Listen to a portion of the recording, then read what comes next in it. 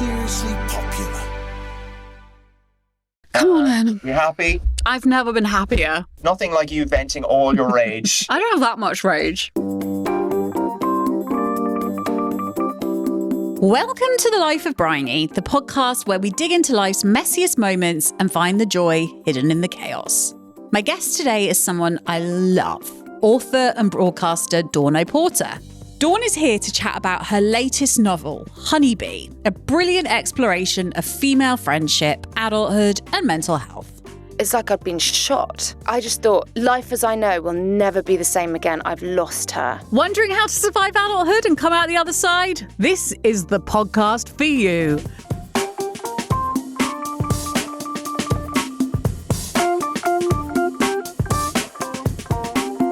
Greetings, everyone, from Dorset. I'm here for half term and I've taken myself off for a little walk in nature, which is lovely. You might hear, though, a little bit of drilling and sawing in the background because I don't know how to explain this, but I'm staying in this place that has lots of holiday homes on it. It's almost like it's all around lakes and it's lovely, but there are lots of new holiday homes being built, which explains the drilling and the sawing, and frankly makes it sound like not that peaceful a holiday. And it's beautiful, absolutely beautiful. I'm looking out at the moment at a lake and a deer. I can see a deer in the distance who is very confused by me. It's thinking, what the hell is this woman doing speaking into her phone? I don't know if they listen to podcasts, deer. Anyway, it is beautiful and it has been lovely to get away. I am here with 5 other families. At one point there were 16 children for dinner to cater for. I don't know if that is relaxing, but it's certainly fun. It's certainly eventful. Yeah, 6 of us families have come away together for I guess we're practicing a commune. And actually, it's been a real example of female friendship, which is what this podcast this week is all about. So I guess this intro kind of fits with it. But there is always a but, isn't there? Yesterday I woke up and I had just the nastiest stomach bug, like a little 24-hour thing. Perhaps it was food poisoning, I don't know. I don't think it was because no one else got it. But suffice it to say, this always happens when I go on holiday. I don't know about you. It's like somehow my body kind of keeps going, and the moment, when I have loads of work on, it keeps going. It doesn't give me that respite when I frankly could do with it. And then when I get away, it goes here, have a dose of food poisoning. And it got me thinking about how bad I am actually at listening to my body. I can hear my body. I hear it say, stop, Bryony, stop, sit down, have a rest.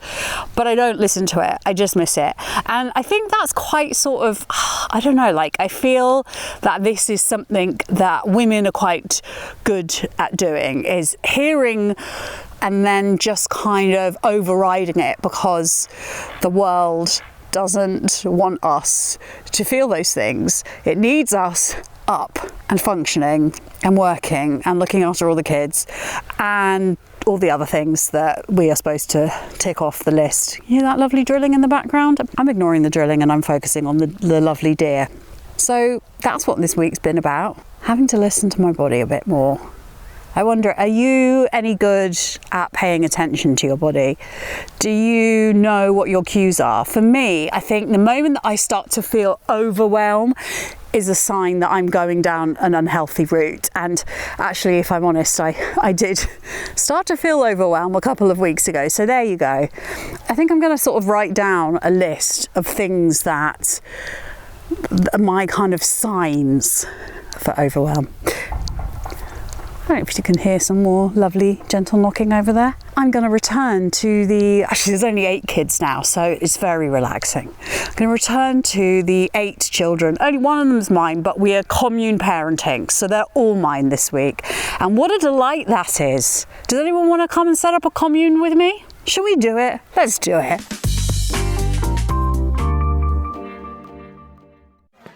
Yeah, sure thing. Hey, you sold that car yet? Yeah, sold it to Carvana. Oh, I thought you were selling to that guy. The guy who wanted to pay me in foreign currency, no interest, over 36 months? Yeah, no. Carvana gave me an offer in minutes, picked it up, and paid me on the spot. It was so convenient. Just like that. Yep. No hassle. None. That is super convenient. Sell your car to Carvana and swap hassle for convenience. Pickup fees may apply. What is... Dax, are you? Tracking all our cars on Carvana Value Tracker on all our devices? Yes, Kristen, yes I am. Well, I've been looking for my phone for... In Dax's domain, we see all. So we always know what our cars are worth. All of them? All of them. Value surge, trucks up 3.9%. That's a great offer. I know. Sell? Sell. Track your car's value with Carvana Value Tracker today.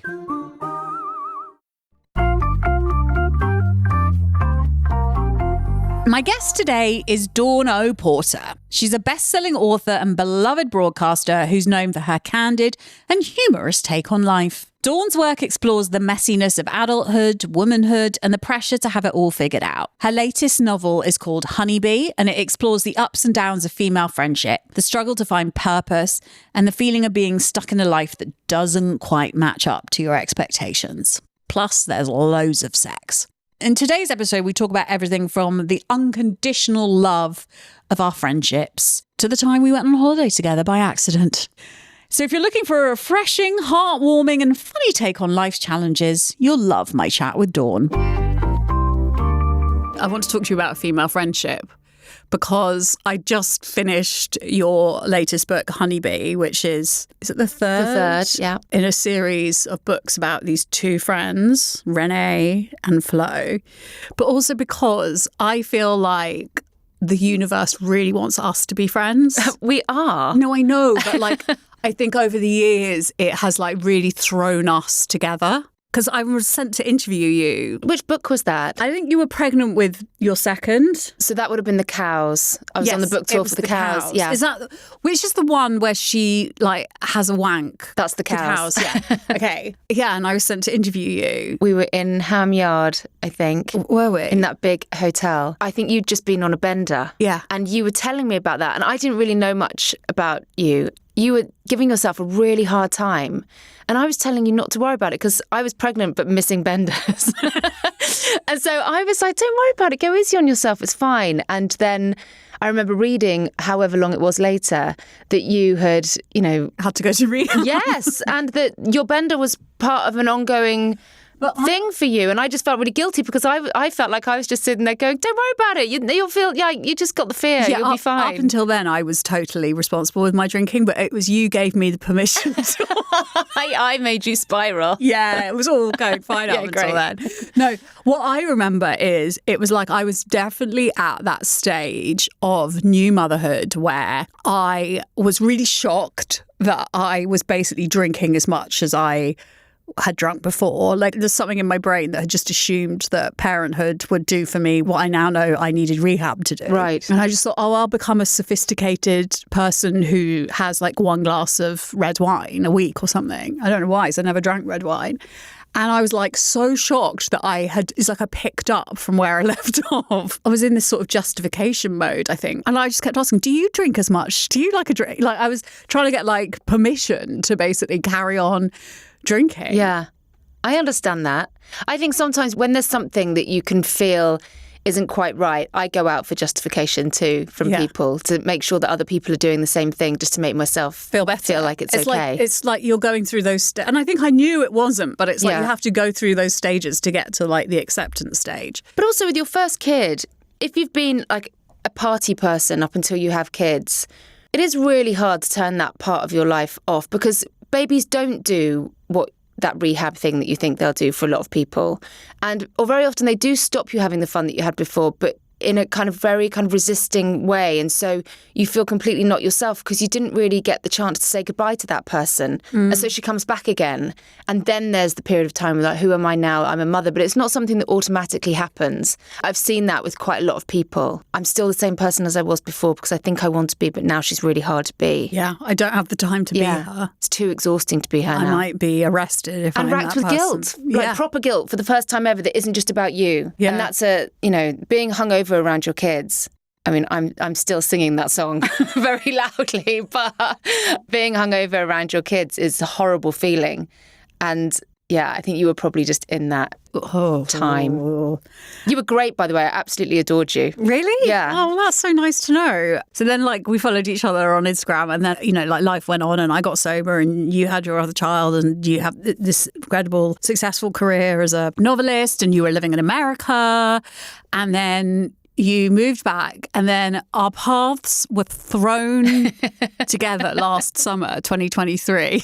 I just love this so much. I was going on holiday to Mallorca with my husband and daughter, and we got to Gatwick Airport, and they were like, no, you're not going on holiday to Mallorca because someone's pressed the wrong button on the air traffic control and the whole system has gone down. And little did I know that in Mallorca at the time, Dawn was there with her 2 kids. We just moved back from America last summer, and I just had the summer that it would always be the summer that nearly broke me of parenting. I was so exhausted. I had 2 quite emotional kids coming back.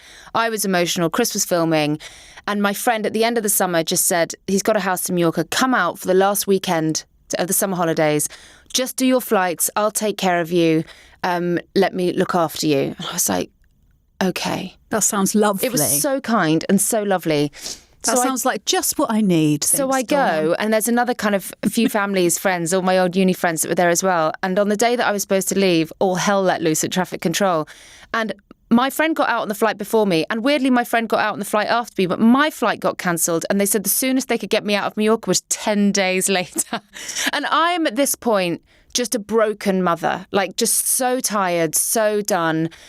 School starting in that 10 days. There's all this stuff. I hadn't got the uniforms. I hadn't done anything. So and you'd literally picked up these children from America and moved them back to South London. Yes. And they were like, no, you're not. And then it was just all anyway, the point is, I look back with, oh, poor me, whatever. I was stuck in Mallorca for 10 days. I wish that I had more enthusiasm for it, but I was just on my knees and just needed to get home. I was also moving house that week. While I was in Mallorca, the house move had to continue, and I had to direct it on text. So I got home to just absolute mayhem the week after because everyone did great, but there's only so much you can do when it's not your house. Anyway, you saved the day. I had where I was staying in Mallorca, there was no internet reception. I managed to get a post on Instagram that said, I'm stuck in Mallorca. I got no internet, so I can't search because people just tell me a hotel to head towards and I'll just get the train across Mallorca and end up at this hotel. And you were one of those messages. You DM'd me and said, I'm here, it's not fancy, there's a chocolate fountain, just get here. And I don't think you were expecting me to turn up a few hours later. So we got to this hotel eventually. I just want everyone listening to know that this was I think I'd booked it through TUI or something. It was a real no frills, all inclusive sort of, and I love a holiday like this. Yeah. It was easy come, easy go. And I had said, oh, you can come to this hotel if you want. But I really thought because I think of you as living this very Hollywood life because you lived in Hollywood. Yeah, that's literally it. And your husband's an A-list actor. I thought, oh, someone really famous will come in and rescue her, like Richard Branson. He's got lots of properties all over He probably owns Mallorca.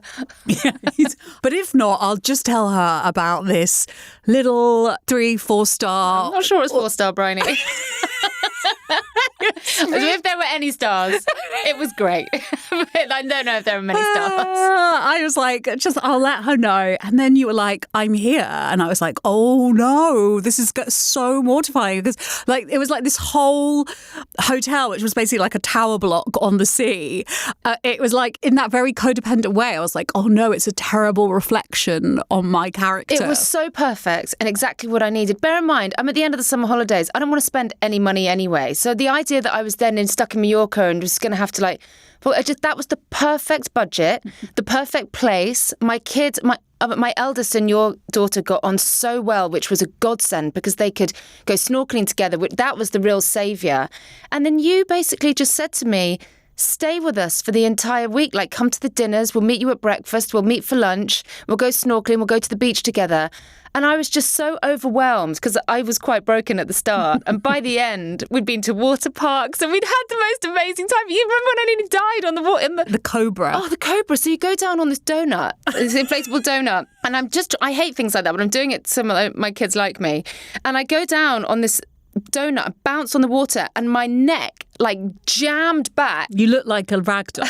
And I thought... We thought, oh no. I thought, oh, now I've killed Dawn. Yeah, for pure neck snap death nearly happened, but didn't die. Then 10 days later, I never managed to get an earlier flight. It was always, I tried every day to get on an early flight. So 10 days later, I left Mallorca, broken but full of love, and all because of you and your gorgeous family. And it ended up being Art had the best week of his life. It was really fun. Yeah. Edie really enjoyed it too. You saved the day. Well, you saved the day. So female friendship, because I was thinking when I was reading Honeybee, Renee and Flo, and it's set in the early noughties. I mean, that took me back. So I know. So sort of like our age. They would be our age now. I was thinking about it as I was reading it, and I was thinking how when I was in my 20s, there was no fiction that was centred on female friendship. It was all centred on romantic relationships. So true. I remember later on, probably around age early 20s, when I moved to London, I'd gone to university and I'd lived in a big house with 7 boys. Went back to Guernsey for a bit, then moved to London and lived in a big warehouse conversion in Hackney with 7 boys. And I was just always one of the lads, and that's what my identity was for so long. It's just the one with all the kind of not all the boyfriends, with the male friends. All the friends that happen to be. all the friends that happen to be boys. And I remember kind of around 24, 25, just having this revelation of oh, I love them all very much, but I just want to be with my girlfriends. Yeah. And it felt kind of almost like this breakthrough cool thing to be I just want to be with my girlfriends, and putting all of that effort into that. And I think that's because what we were consuming was changing. Yeah. And that there was more shows and more stuff about female friendship, making it way more iconic than being one of the lads. Yeah. And it just started to feel really, really, really good. But yeah, we didn't grow up with great examples of female friendship at all. Or even it was very much, I remember just my focus was I need to get a boyfriend. Yeah. Which feels really embarrassing to say now in the year 2024, but also because as I've got older, I've realised that the most true and most unconditional love that I've experienced has been with my female friends. Yeah. But I think you realise, especially, you can have a really happy marriage and be really close to your husband, but what's going on beyond that in your WhatsApp groups, in your girls' nights, in your lunches, that almost is what holds you up constantly. It's a different kind of conversation. I can't imagine a day without connecting with the women in my life. It's almost like an addiction. It's so lovely. I've got all these different WhatsApp chats. I've got the kind of school mum chat, and then there's the spin-off school mum chat. What's that? It's really nice, actually. It's not like it's a bitchy spin-off chat. It's not like the chat about the chat. No, it's not the chat about the chat, but it's just the kind of the constant chat. So it's not really about school. It's about just all day. It's basically what Instagram, but in WhatsApp, what we have for lunch, what we're doing, if we just open some wine, if we didn't open wine, if the kids have done our heads in, whatever it is. It's just this constant support network going on in WhatsApp. And I've got a few of those different chats with different groups of friends. My friends in America, or my mum friends in America who I'm not living with anymore, we've got one as well that kind of kicks in the afternoon when they all wake up, whatever. It's really lovely. And I feel like Chris is always saying to me, you're always on your phone. And I'm yeah, but I'm really connecting with people. Not in a mindless way. No, I'm not I'm not really on Instagram that much anymore. I'm literally connecting with my friends constantly all day. The only place it falls apart for me if someone does an actual call, I think they've lost their mind. Really? What would happen if I was to phone you up? Oh, do you know what? If someone calls me and then they call back immediately, I always pick up. If someone calls me and they call back immediately, I go into a spin cycle of what that's terrible it. So I thing presume something awful has happened. So I'll always pick up, presuming it's an emergency. But if someone just calls me, I'll just firstly give them some grace and presume that it's a bum dial. I will accept that everyone makes mistakes. Yeah. I'm probably lying in bed doing nothing, and I'll text them and say, sorry, I'm in a meeting. Can't chat right now. Is it important? And if they say, no, just calling for a chat, I'd be like, are you okay? What is happening? And then I'll leave them a voice note and hope that appeases Am this I need your to fit in. therapist? Yes. I'll leave them a voice note hoping that calms them down, and then see if we can go back and forth a bit. The only person I really answer the phone to for a chat is my sister. Right. Anyone else, I presume it's an emergency, so I'll wait and see if they call back again. I don't mind talking on the phone so much. I'd just like a heads up. So I'd like a text first saying you're around for a chat, and then I can say I don't like being caught surprised by a phone call. So I'm just very glad that modern technology allows us to reject and that there's not just a phone ringing on the wall. I think that would send me into spin. But it didn't used to, because like when we were teenagers, I remember I used to spend hours on the phone to my friends. Hours on the phone. It was so fun. And my mum would be like, get off the phone, Bryony, you know, because there'd be like the engaged tone. I don't know. There was my uncle would just be like, Dawn, it's for you, and then just kind of stand there staring at me while I was on the phone. It was like so annoying for everybody when the kids were on the phone. And I suppose there is something sad about the fact Art doesn't have a phone yet. I don't know if Edie does, but that they're texting all the time instead of talking on the phone. That is sad. But yeah, I like it. I like a warning before a phone call. But apart from that, I'm just in constant communication with my girlfriends all the time, and it's just this kind of invisible support system that just never fades. Starts at 6 o'clock in the morning and ends at 10 o'clock at night. It's just always there. There's a great quote in the book, which is, women need their women. Yeah. I love that. And especially in the context of what it's about. There's an affair, there's alcoholism, but it's a kind of unexpected bit of sisterhood between two people you might not necessarily expect there to be some. Yeah. But I think that's it. Your wing woman can come from anywhere. And sometimes, what I love about female friendship is sometimes when you're in crisis, it's not necessarily your best friend that gets you through it. It's the woman that is most relevant from your life that might get you through a certain thing. Or sometimes it's just the woman that was in the room. And, I've looked back through my life and things that have happened, and I've got my best friend in the whole world, Louise, but she lives in Australia. She's not the person who I necessarily always call or text when I'm in crisis. And I just think sometimes it's who's closest or who you can relate to. And that's what I just love about when women really look after each other. The support is just unmeasured. I remember when my dog died, and it was so traumatic. And my friend Rebecca came and sat with me for 2.5 hours and just listened to me talk about my dog. And she left, and I was like, my God, that was so generous of her. That was so kind. I wouldn't call her one of my best friends, and yet she knew that the dog had died. I can't remember how. I think I bumped into her on the school run or something. And she just came round, just sat with me for 2.5 hours. She loves dogs. She got it. And I was like, wow, that was just such a powerful moment.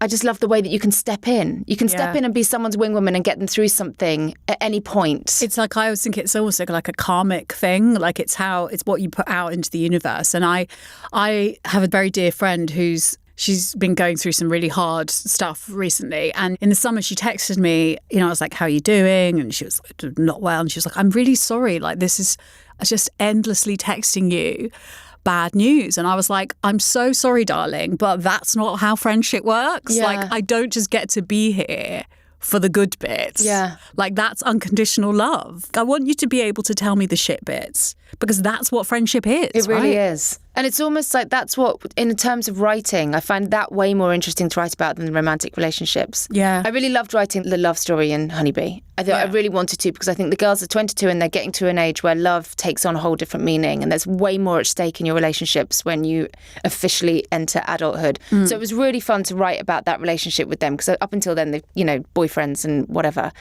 Female friendship is a theme in all of my books and always will be, just the way that when women come together, that gives you such power. And we should all just be reminded of that all the time and do what we can to stay together, because it's an incredibly powerful force, female energy. But the thing I love about writing about René and Flo is they met when they were 14. Well, they became friends when they were 14. And I want to write about them until they're old ladies. And I find that so much more interesting, complicated, challenging to write than a romantic relationship that lasts 60 years. Like, in terms of having a best friend from school, which I don't have. I've had lots of friends, but they've, not had that one person all the way through. How do you stay together How do you stay together when you're entirely different people? When you're both going to meet other people, you're both going to probably move to different places. Some of you might have babies, some of you might not have babies. Like what, all of these massive life things. How do I keep these two women together until we meet them, maybe when they're 90 one day? Yeah. And that is such a journey. And because friendships are complicated and sometimes you have to turn a bit of a blind eye, but at the same time have to still be there. In a romantic relationship, difficulties cause major problems. In a friendship, you can work with it a little bit more. So I love that. And I'm so enamored by people who have had their same bestie since childhood. Yeah. When my best friend called me, we've been best friends since, I'm one of those people that say, they're one of my best friends, they're one of my best, I've found loads of people, but there is Louise, who is like my, ride or die. She's the one that lives in Australia. And we met when we were kind of probably 19 at college. I was at college in Liverpool and she'd gone to school with the boys that I lived with. And so she used to come up at the weekends and we just completely fell in love with each other. When she told me that she'd got engaged, I hung up. Really? It's like I'd been shot. I was just like, oh, okay, great. And I just hung up the phone. And I remember standing in my kitchen being like, that was an awful thing to have done. That was an awful thing to have done. Oh my God. And I just took like 10 minutes of, okay. I just thought, life as I know will never be the same again. I've lost her. I used to love it when we would like always sleep in the same bed and we just, we shared a flat for a year where we slept in the same bed. And I was like, did we not get to do that anymore? Because now we've got a husband. I just didn't understand. I thought everything was going to change and I thought I'd lost her. After about 10 minutes, call her back. I'm really sorry. I'm so happy for you. And really, I got engaged a few months later and and she hung up the phone. She hung up, no, but nothing really changed. She's still my ride or die. Everything's fine. But at that age, I found the idea of losing her absolutely terrifying. I just didn't understand what marriage would do to the friendship. That will absolutely be a part of Renee and Flo's future. Like I can kind of write all of those moments from my own life being challenged in that way into this friendship, which is a really fun thing to do. But I think if lots of people were honest when you find out your best friend is getting married, if you're single, it is like a gut punch. And then everything's fine. But it can be really shocking. I'll never forget that reaction I had. I felt terrible. Luckily, she's very cool. And I think she would have probably done the same thing. There is something about friendship which is, in a way, much more unconditional. Well, there's just less at stake. So you can be... The thing that I always say that Louise's is just, she's, in terms of my life, just unshockable. Yeah. She's never said anything to me that she's done while I've been shocked or made her feel bad about it, and vice versa. And that's just this really kind of lovely, safe thing. There's never been an argument because our lives aren't that entwined. We can just be there for each other. There's this moment when you meet, I met my husband, and it was just like, he was the most important person. He still is the most important person, and that's that. And then you kind of settle into married life, and the friendships kind of come back again in a really mega way. I think when you meet the love of your life, you're supposed to disappear for a bit. Yes, and I think a really good friend will understand that. That's it. So they They'll be understand like, that. sure, you go do your thing, babes. Yeah. But I know I'll be here when you get sick of him. Yeah. I give you 18 months before you're saying, can we book a spa break?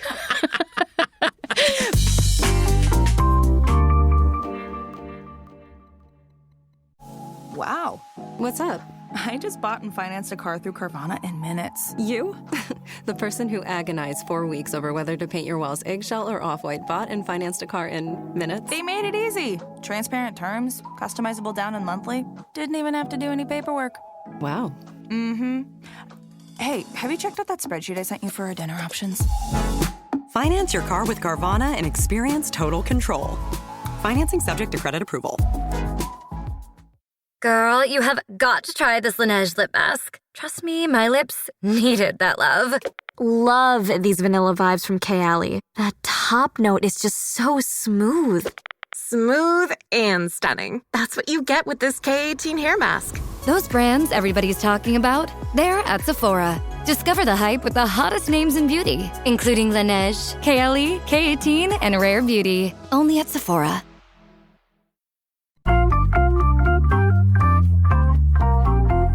The other thing about Honeybee is it's about young adulthood as well. And Yeah. reading it, I thought, oh my God, this stuff is still actually as relevant now that I'm in my 40s as it was in my 20s. And there's this bit where either Renee or Flo, I can't remember which one says this, but they say, at least at school, if you're shit at something, you just go into the lower set and you will eventually get better at something. But being grown up means you have to stay good at things. You can't just be shit for a bit, because if you drop the ball, then it all falls apart. Yeah. And it's so true. Like when you're writing about people of that age of 22, they really think that at some point something's going to click and adulthood's going to kick in and it's all just going to get easier from there. And I think what we know is that's not really the case. But there is a sense of, before the age of that, before when you've been going to university and you're going to school, every September someone offers you a new start for your whole life. New year is September. Yeah, every September. It's okay, this year you can do better. Don't worry, there's a whole new syllabus, a whole new thing, probably new friends in your class. Yeah, you can win the progress prize this year, Bryony. Everything's different. And then suddenly that stops. You're like, fuck. Well, it's like there's no break. You're just looking at, so I'm going to sit in this office every day apart from 4 weeks of the year. And if I get here at 9:05, I'm in trouble and I can't leave before 5 o'clock on the dot. And what if lunch takes ages to get? I still only got an hour? Like, it's all just so hard. And it's never going away. That just feels like that's it now. And I remember feeling quite terrified of that. I remember finding out about things like council tax and being like, yeah, what? I know. What? I have to, what? On top of the rent? I have to pay this? All of those responsibilities were really stressful. And something else that I talk about in Honeybee that I remember hit me like a ton of bricks, because I'd worked. I had a Saturday job since I was old enough to have one. I always had to work. That was my pocket money. I didn't get given pocket money. So I was not like work shy at all. Always very motivated and always had a good work ethic. But I was still living at home. Because of my parental situation, I got a really good grant to go to drama school. Right. So my rent was covered there as well. So I was earning money to live off, but my rent was covered. This sudden thing of having to sitting at this reception desk, because I tempt, just like Renee does in the book, going, right, if I get paid £12 an hour, you actually break that down for how many hours you have to sit there to be able to live in. So 1 hour is lunch, a sandwich from Boots and a Coke and a packet of crisps and a Mars bar. A Boots meal deal. A Boots meal deal. That was literally all there was in terms of lunches. Exactly. In the noughties and the 90s. And then you think, I need to buy some new office clothes. That's 4 hours worth of sitting at this desk for clothes that are going to fall apart by, next week. And all of this stuff is so new. And it seems like such a long time ago, but I can still remember it so clearly.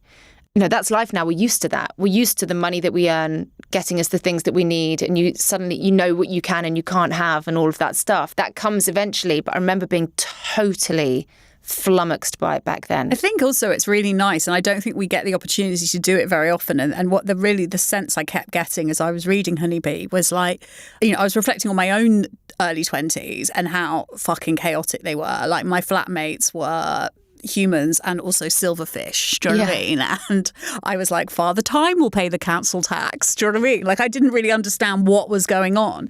And I was reading it and I was like really kind of, that's what books do, isn't it? You go into, you go on a bit of a holiday, but you also can time travel. And I was thinking about my own 20s and I was thinking, God, you've come a long way, babes. Like, it's a really nice thing to be able to do as an older woman. We can moan about our bones creaking or, how tired we are all the time. But there's a really beautiful moment where you sit and you go, everything I wanted when I was 22 or 23. Yeah. I basically have. And also, I think in terms of that, I look back at being at university and I had this one bedroom. I remember when I first saw it, I kind of said I was going to go into a house instead of going to halls. And there was these girls who had said, you can have a room in our house. And I just got there, landed kind of from Guernsey with all my stuff. And this room was like a cupboard with the heating system in it and just loads of carbon monoxide stickers everywhere. And my bed was literally, my head would have been half a foot away from the loud heating machine in this tiny box room. And it was so cold, because the heating was never on because no one could afford it, that I used to get dressed in bed before I went to bed. Yeah, very relatable. So that you could just get up in the morning and, go straight to college. Everything that's happened since then to where I am now is all me. A decision to move on to the next thing, whatever job you took, going on, doing the course, passing the course, moving to London, all this stuff. It felt like such a slog at the time, but you look back and every stage of that journey to success was all me. No one was doing it for me. I'm like, fuck, what a climb that was. But how amazing. It's so satisfying. You know, it's just an amazing thing to think that you start somewhere and then you just make this journey through to wherever you get to. But I think for the girls in the book, they don't know about that climb yet. They don't know about that journey. They think it's going to just be success tomorrow. Yeah, or they're scared that there will never be all of the things that they think that they should have, they're never going to get. Yeah. But also, I'm imagining that most of the people who listen to this podcast will be our age. And it's quite a nice thing to do if you're listening now, just to kind of look back and go, like, have a word with 22-year-old you. Yeah. And go, like, time travel and say, babes, you know, like, I've done okay. Yeah, it's really amazing. I think all of that, like 20s are, as you said, awful. Such a shit show. I mean, towards my end of my 20s, when I thought I was through all that, literally I remember having £5 going, well, do I feed me or do I feed the cat? And then, you know, 6 months later, things are kind of better again. Gosh, God, the resilience of us to have got to 45. I don't think I ever fed myself.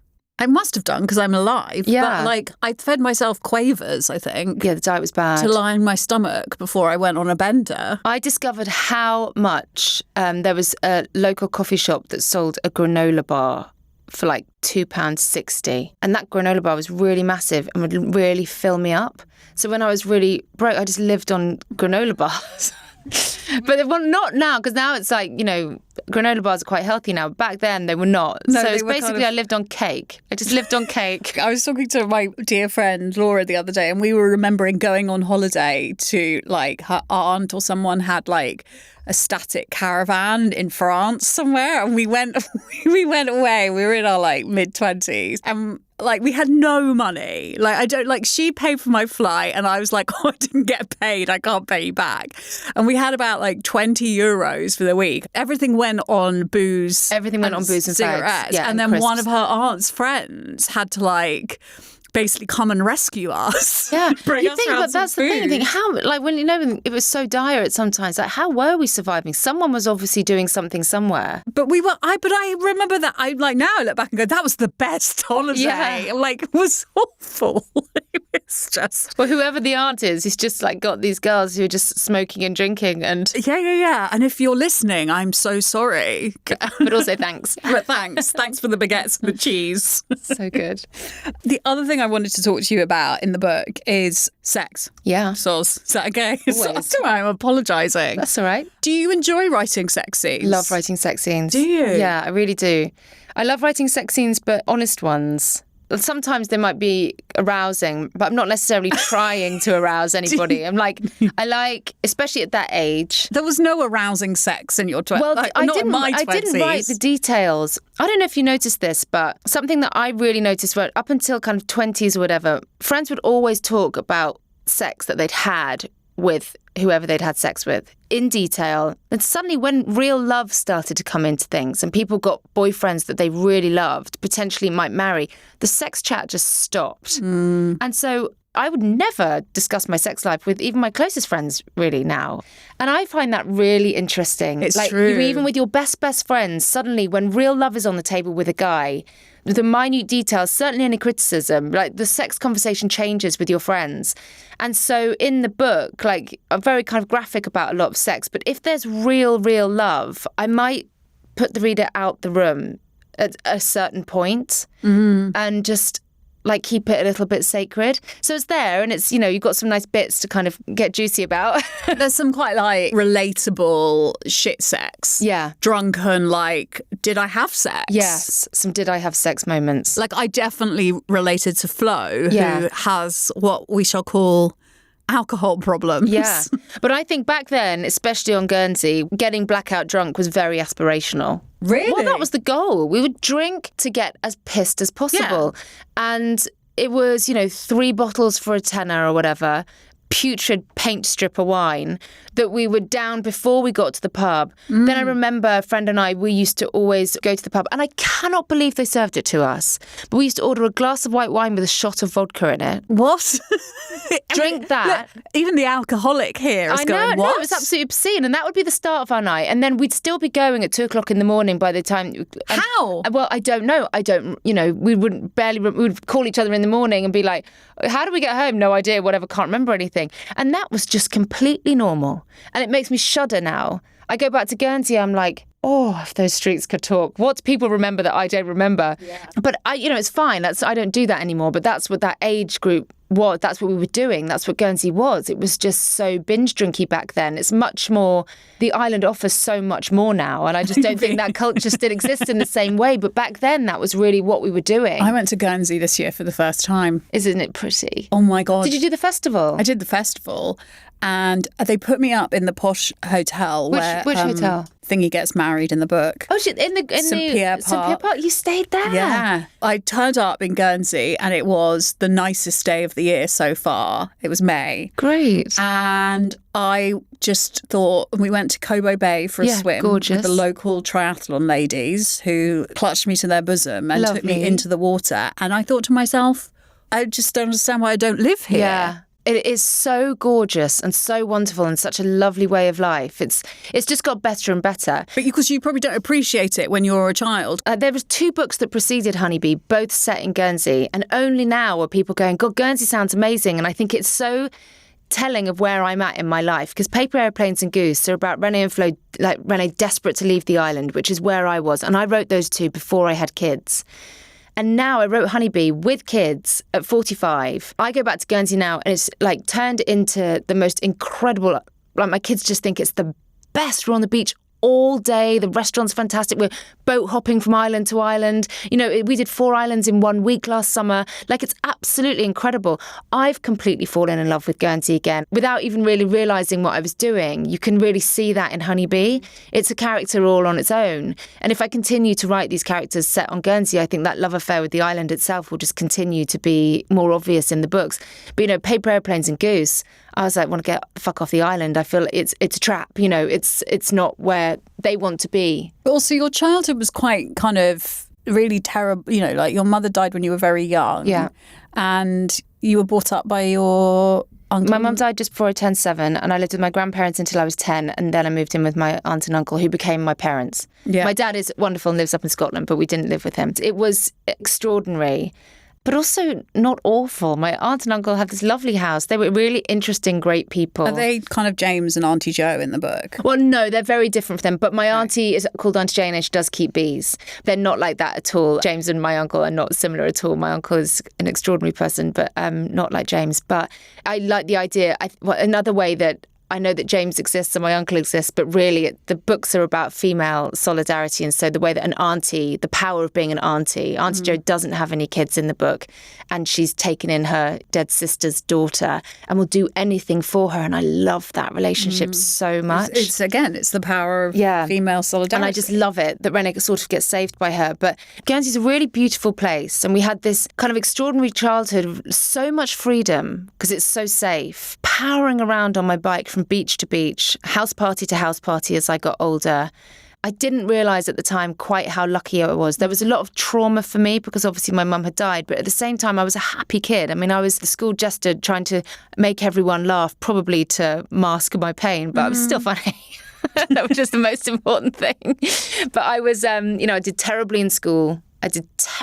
Failed everything, was an absolute disaster. But I remember laughing so much. And I remember having really good teenage years. There was this kind of stuff going on, of course, and I was different and sad because I'd lost my mum, but I don't look back on my childhood as a sad childhood, weirdly. I'm sorry if I didn't. No, not at all. But I think people presume it was, but it wasn't. There was lots of sad elements to it, of course. There was an awful death in the family, and there was 2 bereaved girls, and there was bereaved brothers, and there's sad people. But overall, my house growing up, my auntie was the most amazing cook. Like, we had 15, 20 people over on Sundays just eating massive Sunday roasts and big walks on the cliffs and loads of animals, and it was all lovely. Do you think, I also think children are much more resilient than we give them credit for? I think so. I do, though, now think, are they, or are they just very good at banking emotion? Masking it. Yes, because I think what I did was this awful thing happened, I swallowed it and just did jazz hands for 20 years. And then when I was growing up, I was like, oh, this awful thing happened.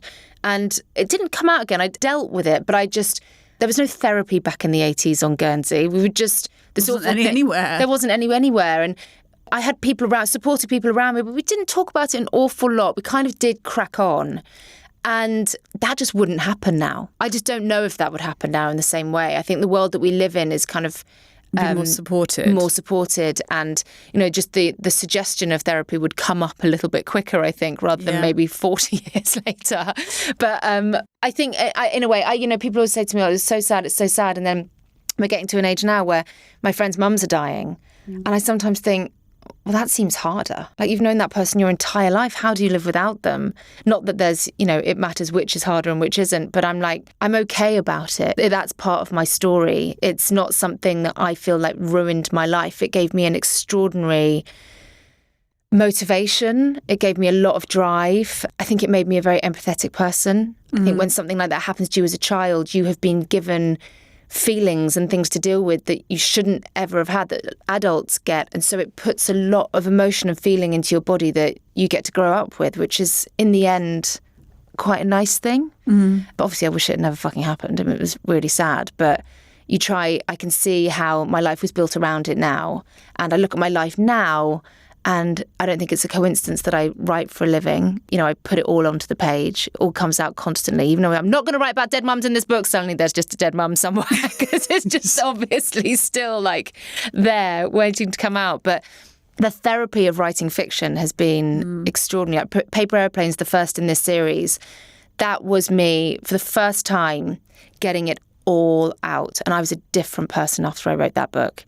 I was like, that could have cost thousands and thousands of pounds in therapy. But fictionalizing my life, having conversations I wish I'd had, having a few people say things that I wish they'd said, having me deal with it like this, giving myself the friend I wish I'd had, all of these things was just such a cleansing thing to do.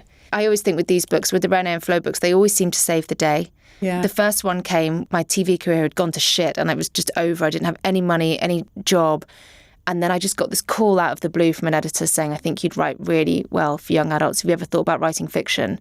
And that was Paper Airplanes and Goose, about 13 years ago. And then in December, I was writing another book that just wasn't working, and I was really stressing out about it. And then I remembered that I'd done a very kind of basic draft of Honeybee about 4 years ago. And so I said to my publisher, I can't carry on with this book that I'm writing. Would you maybe consider this one instead? And we decided that was going to be the book that would come out this year. So I re-edited it. It was all set in London and not what you've got today, but it was just an editing job, basically.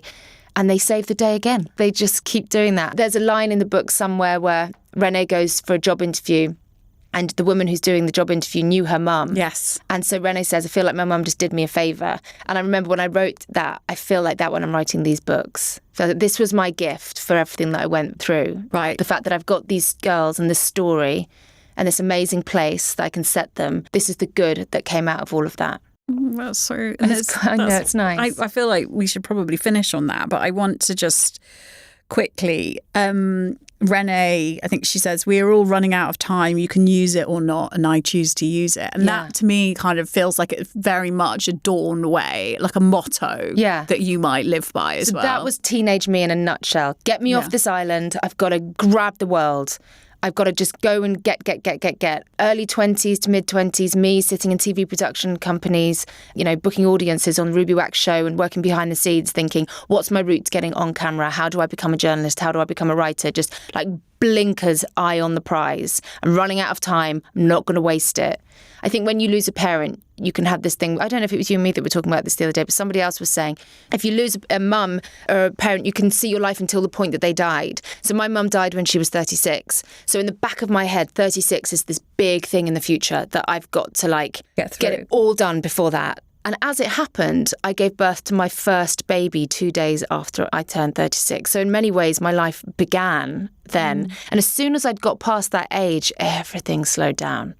I was like, history hasn't repeated itself. It was a bit like, when we all thought we were going to die and the world was going to blow up in year 2000. Yeah, Y2K. And the internet was going to explode or whatever we thought was going to happen. I think there was a similar feeling of 36, something's going to happen. And I'm 45 and it hasn't happened. So I feel like that anxiety is kind of gone now. And now I'm not really in a rush to do anything. Because you realise actually the quality of life isn't about being in a rush. A good, successful day is not necessarily exhausting yourself trying to get noticed. which I think is what I was doing before that. For the 20s, yeah. Dawn, thank you so much for coming on The Life of Bryony. I think we should have The Life of Dawn, a spin-off I think you podcast. basically just got it. Thanks for having me. I love you. I absolutely loved chatting with Dawn Porter today. Honeybee is such a beautifully written reminder that none of us have it all figured out, and that's okay. And by the way, I stayed up and read that book in one greedy gulp I stayed up till 1 a.m, which is like, I never do that. I never stay up till 1 a.m. I'm in bed with my eyes shut at 9:30. Remember, if you enjoyed today's episode, like, subscribe, and share with a friend. I'm back on Friday with a bonus edition of Life of Bryony, where Dawn and I will be answering some of your questions. You can also reach out with your own thoughts for future episodes. The details are in the show notes. See you Friday!